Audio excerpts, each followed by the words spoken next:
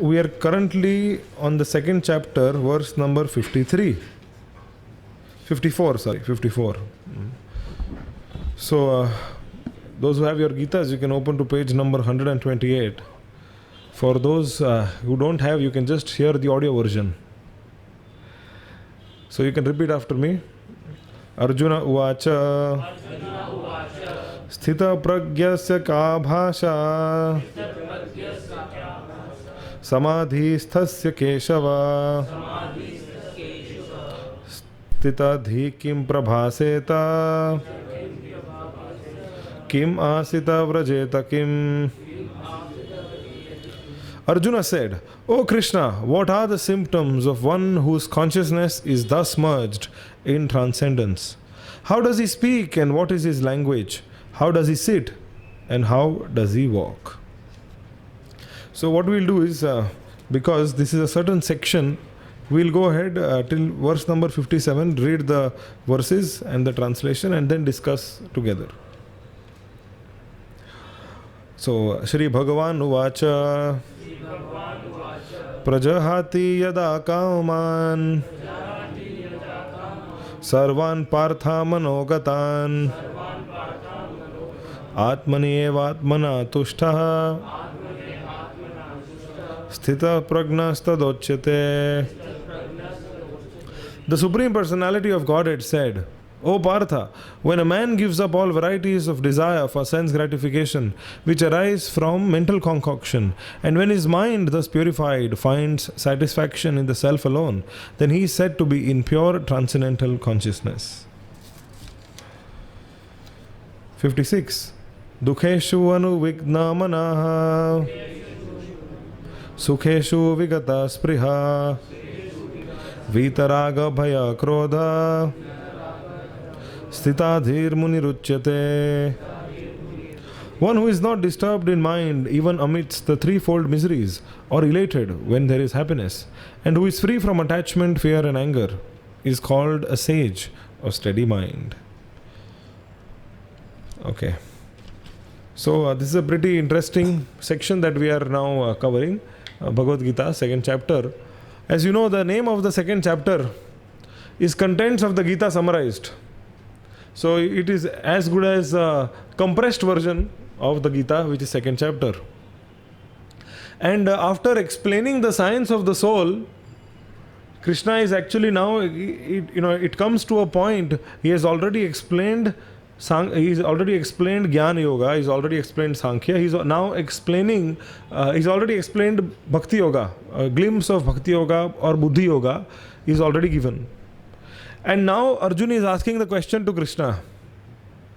One who is practicing, what are his symptoms? Kaise pehchanenge?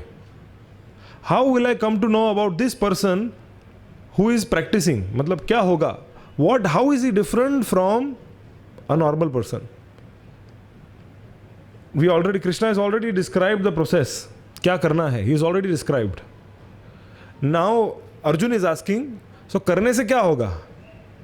What behavioral change will the person see?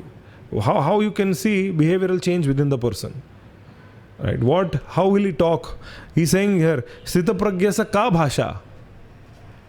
He is not asking which language he speaks. He is asking how does he speak? क्या बोलते हैं? He is asking samadhi sthatasya keshava. What are the symptoms?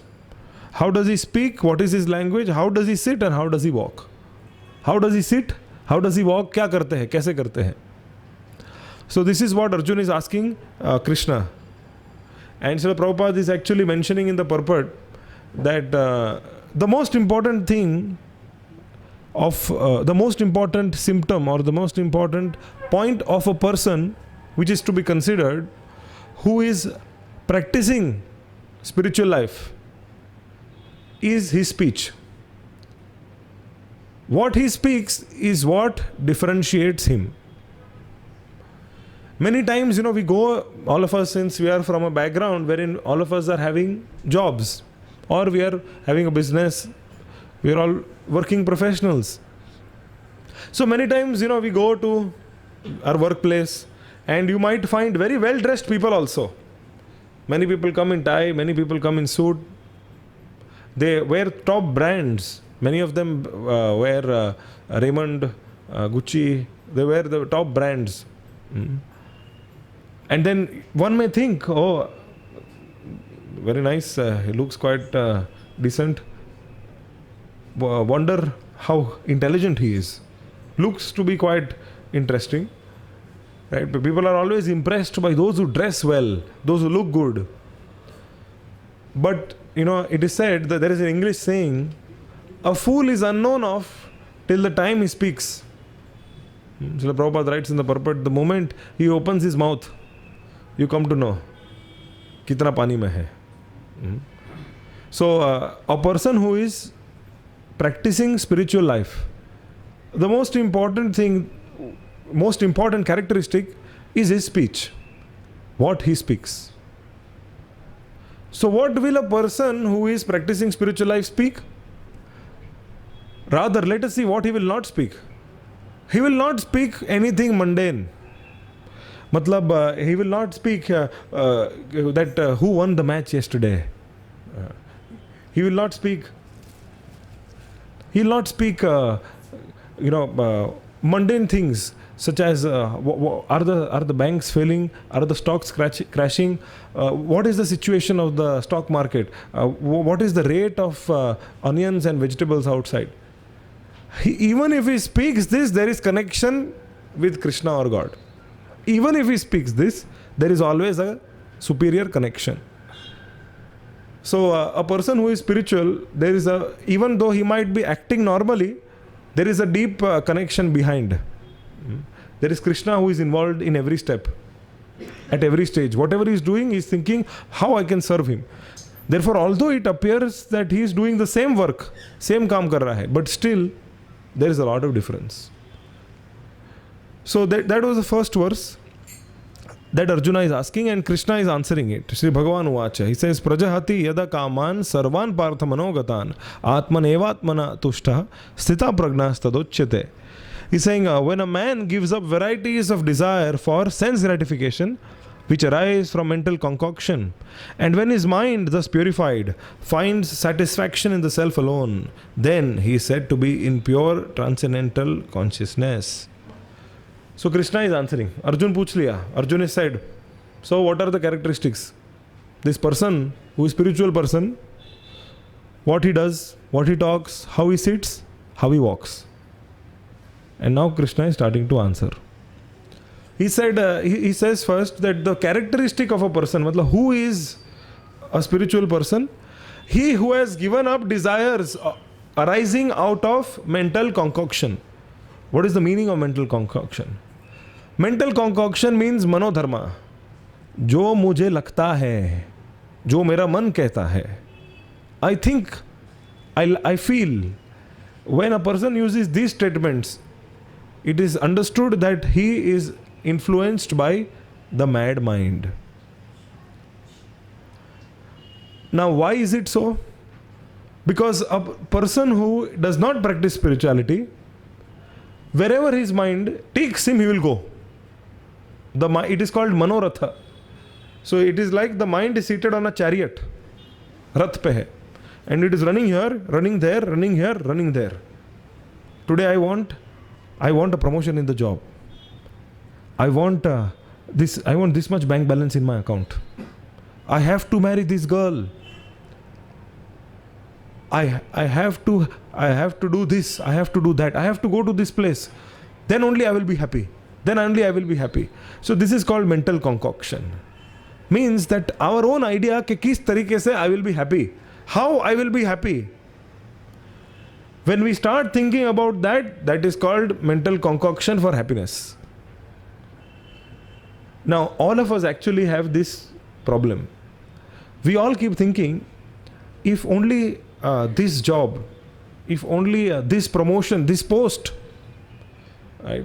But let Diwali come, let me just get this much money in my bank account, then I'll be happy. Right? Let this happen, then I'll be happy. So you see, this is mental concoction. Why? Because no matter how much ever we get, what our mind tells us, Actually speaking, we cannot be happy unless and until we develop love for Krishna. Till the time we develop a taste for hearing or chanting about Krishna's names, till the time we are practicing any limb of Bhakti Yoga, one can never be truly happy. Now one may say that this is too far-fetched. ऐसा थोड़ी ना होता है. There are many people who are happy. Well, you know, in our work, because we meet so many people, and we always ask them, so are you happy? Or we ask them, we generally throw a statement that most people in this world are frustrated. People are frustrated. Right from millionaire to the person who is on the street, both are frustrated. Everybody is in an economic pursuit, thinking मैं कैसे कमाऊँ ज़्यादा so that I will be happy. But they don't understand that even those who have, they are also unhappy. Let us take some example. Very recently, I came to know that this very famous film actress by the name of Deepika Padukone, right? Everybody must be knowing. She recently admitted in television, in a news channel, that she suffered from depression, from a bout of severe depression. Now, it is quite interesting to note that here is a person who has so much of wealth, so much of beauty, so much of fame, success in career. And there will be so many people, especially the youth, anybody would die to be in her position. She's asked, all the top brands come chasing after her, and all the top producers and directors come chasing after her. And in youth, she has achieved success. And just see the plight and condition of this lady. She is saying, although I was at the top, I was feeling empty from within. What we can understand through this? We can understand that although one may have fame, one may have wealth, one may have beauty, one may have success, it has nothing to do with something called happiness. Finally, whatever we are doing, क्यों कर रहे हैं? We are doing so that we can be happy. Isn't it? Whatever we are doing so that we can be peaceful, we can be relaxed, and we can be happy. This is the reason why we are doing everything. So, if you see, even if a person is on top, and it is not only Deepika, it is so many other personalities also. Just a few months back, we heard of a very famous Hollywood actor. His name was Robin Williams. Robin Williams was an Oscar winner. Not one, not two, many Oscars he won. Not only that, Robin Williams was super successful actor, super rich, big fan following, already experienced success, and now in his 60s. And this person, what he did? He committed suicide. Pretty surprising. Now we find this is exactly what everybody is running after. Everybody wants money. Everybody wants to become famous. Everybody wants to be successful in their career. He did not only achieve it, he lived through it throughout his life. And in his 60s, what is he doing? He commits suicide. So just think about it. How is it that such a person is resorting to something like suicide? It means that he is not happy from within.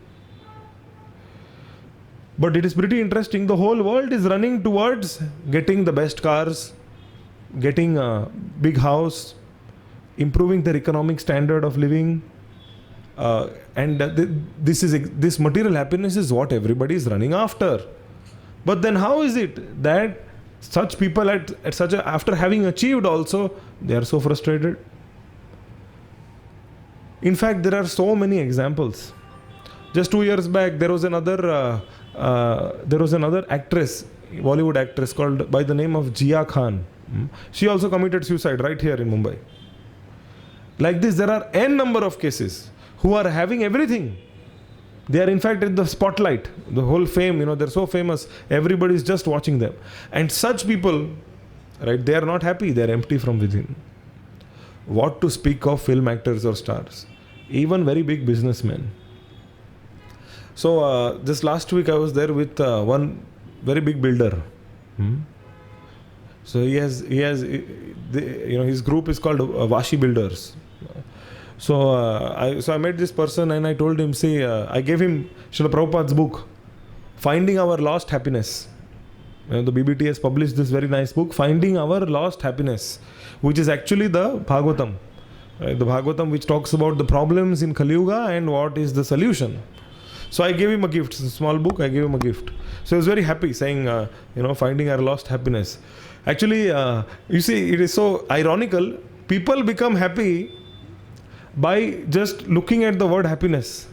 He said, finding lost happiness. Oh, very nice, very nice. Last time I gave him Bhagavad Gita. Haan, theek hai. I gave him finding lost happiness.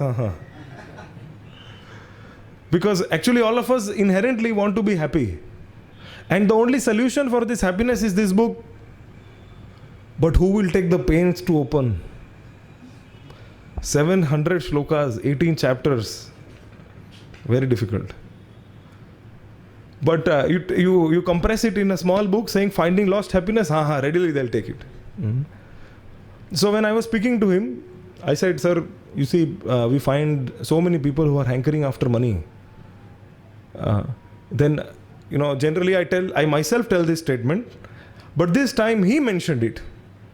He said, although we find so many people running after money, then he said, but money can't buy you happiness. Money can't buy you happiness. Whatever you do, you cannot be happy. So this is the very essential truth of life. That the more we try and put energy and effort in trying to satisfy our material desire for name, fame, for glory, for money, the more frustrated we are going to be. Now one may say, iska matlab kya kaam nahi karna chahiye? No, work you must do. That is why Krishna is saying Bhagavad Gita, art of work. He is telling how you should work. He says you work, but you work for me. Work for me. Even if a person is in a corporate, he still can be working for Krishna by dedicating the fruits of action and the results of his activities to Krishna. That is what we are supposed to do. The reason why a person is frustrated is because, and all these examples, we gave all these examples of these celebrities. Why not only they are frustrated, but all of us are frustrated. Why? Because no matter how hard we try, we will never achieve deep pleasure by trying to satisfy material desire. Because even if you get it, after that, you are just left hankering for more.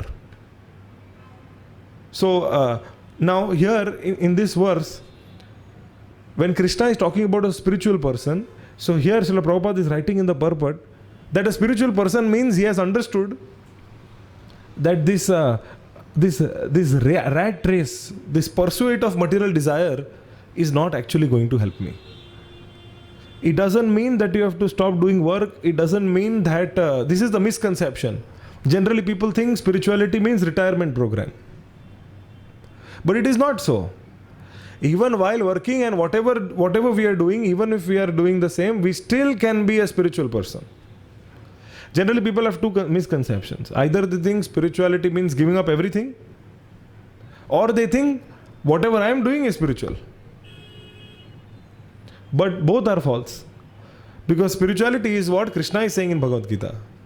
When we talk about Gita, people immediately flare up. Gita, हमें पता है कर्म करो लेकिन फल की चिंता मत करो. Immediately. But if it were so simple, then why Krishna would take the headache of explaining it in 18 chapters, 700 shlokas? तो हो गया ना 2.47, this is second chapter, 47th verse. उधर ही stop मार देते. Why he went ahead? Because it is not complete yet. There is such deeper insight And it is so amazing when we go deeper into understanding of the Gita, we understand how this material world is working. What is this karma? What are the modes of material nature? How they act, and how our life is actually like, we are like a fly which is caught up in a spider's web. The spider, they have a nice web, right? And the web is just to catch. That is exactly how we are trapped. And we don't even realize it. हमें लगता है मुझे जो चाहिए वो मुझे मिलेगा. If I just work hard, I'll get what I want. This is the illusion. What is the illusion?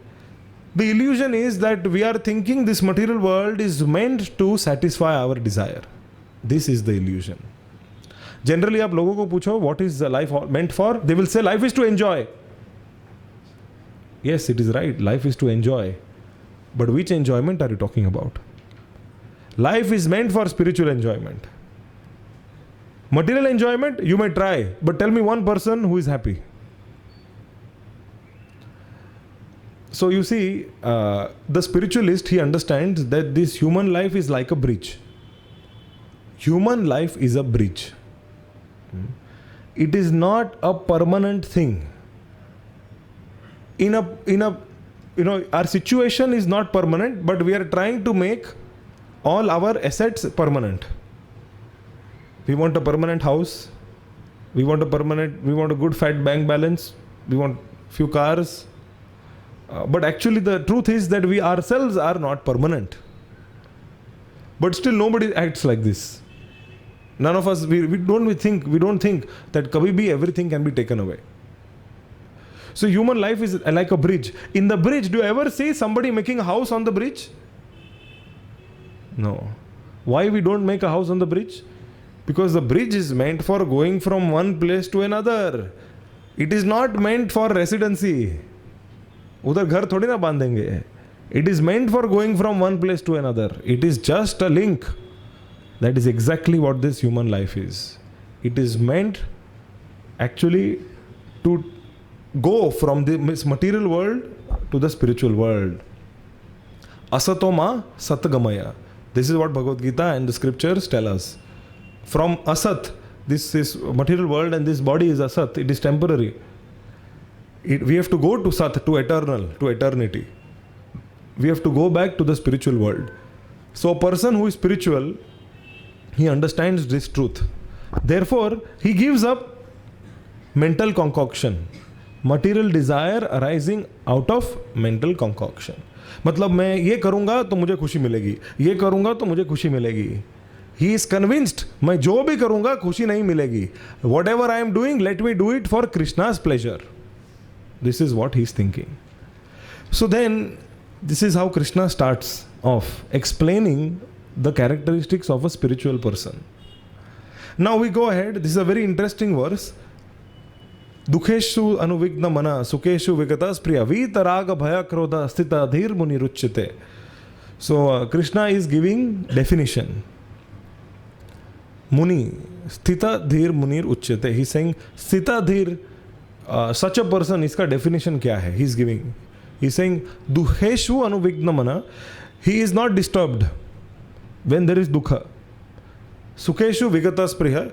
He is neither disturbed or very enthusiastic or happy when there is happiness, when things are good, when the material situation is good. Vita raga bhaya krodha. So raga means attachment, bhaya, fear, krodha, anger. He has controlled them. He is free from all this. This is basically known as a muni, a sthita dhir person. Krishna is giving definition. So it's pretty amazing.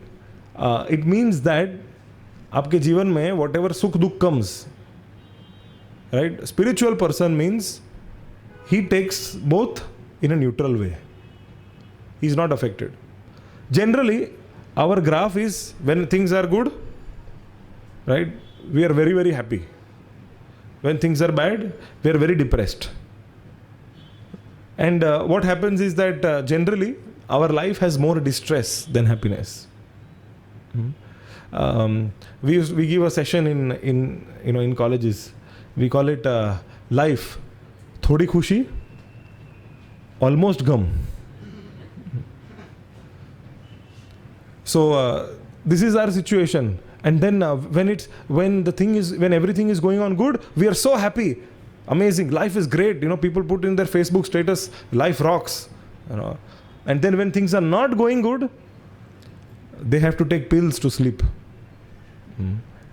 We find so many people like this, in tension, in pressure, economic problem, and anxiety, relationship issues. Now you see how a spiritual person can remain calm in both. Actually, it's not spiritual person. This is what all of us are supposed to do. Nahi karoge, to we'll be frustrated, which we already are. So this is the solution, what we are supposed to do. So now happiness and distress, we should understand, are basically nothing but our own karma coming back to us. And a sthitadhir, a muni or a person of steady mind, which all of us are wanting. Anybody here who does not want peace of mind? All of us want. A person who is peaceful can only be happy. Krishna says in the Gita, आपको खुशी चाहिए तो पहले शांति होनी चाहिए. Mental peace. How will there be mental peace? If the situation is not good, how am I going to be peaceful? There are many authors, many modern day gurus, so-called management gurus, so-called gurus, they say, be positive. Kuch bhi ho jaye, be positive. How positive? If my grandfather dies, if my mother dies, I'm going to be positive? What is good about it? If some burglary happens at my home, someone comes and steals all the valuables and money, how am I going to be positive? What is good about it? This is bad, isn't it? How am I going to artificially be good? One cannot be artificially positive. So it only comes when one has a deeper understanding about what is karma. So karma means, you see, in our life, we do some activities. If we do them according to scripture, they may be good karma. When we do bad, they result in bad karma. दोनों का reaction तो आता ही है. And all our situations, you see, Prahlad Maharaj says in the Srimad Bhagavatam, he says that in our life, actually material happiness and distress, both are destined, fixed. आप कुछ नहीं कर सकते. Whatever material happiness and distress, सुख और दुख, दोनों fixed है. You cannot do anything about it. So then where is our free will? What can we do something about? We only choose how it comes to us. We only choose how it comes to us. Like for example, if it's destined that today my hand is going to break. So the only choice I have is whether I go walking or whether I take a rickshaw or I go in car. But hand will break, certainly. So this is how karma works. Now you see, generally people, they become too frustrated in trying to struggle with their own karma. समझ में नहीं आता है. The problem is what? हमारा plans होता है. Life में ये करूँगा, वो करूँगा, ये करूँगा, वो करूँगा. List होती है. And then we mentally tick mark करते. ये हो गया, ये हो गया, ये हो गया. बिल्कुल भी बीच में भी something goes wrong, we feel what is happening. Right? And most of us here are chanting. So then we feel that isn't Krishna hearing? Hare Krishna, Hare Krishna. सुनाई नहीं दे रहा क्या? I'm chanting so intensely, I'm trying so hard to please you, Krishna. Still, why you are doing this with me? But you see, actually even in a devotee's life, one's karma has to come. Of course, Krishna is very merciful. What he gives us is actually customized karma. He doesn't give us what we are supposed to get. Actually, if what we are supposed to get, if we get that, then तो बहुत ही हालत खराब होएगा. But what Krishna gives us, he gives us only what we need to surrender to him. So Brahma, he says this nice verse. He says, Tattenu kampa susumikshamana bhunjan evatma kritam vipakam ridvagva purbir vidadan namaste jivetayo mukti pade sadaya bhak. So Brahma says, a person who is suffering the results of his karma with folded hands and he is offering obeisances, Ridvag Vapurbir, with his body, mind and words. He he is offering obeisances to the Supreme Lord. Such a person, at the time of death, when he finishes this life, for sure he will go to the spiritual world, because that has become his rightful claim. Daya bhak, matlab his inheritance. Matlab virasat ho gaya abhi. For sure, his ticket is confirmed. But this is the attitude we should also keep. So suppose tomorrow, if there is a problem in our life, what to speak of tomorrow? There are always enough problems in our life. So, how do we see problems? That is actually what Bhagavad Gita is teaching us. We should see problems as opportunities to surrender to Krishna. Take examples of Pandavas. The Pandavas were great devotees of the Lord. They surrendered to Krishna. They were not like Duryodhan. They were not like the Kauravas. But you see, so much difficulties they faced. But what did they do? Every time they pressed the panic button. What was panic button? Krishna, please save us. Krishna, please save us.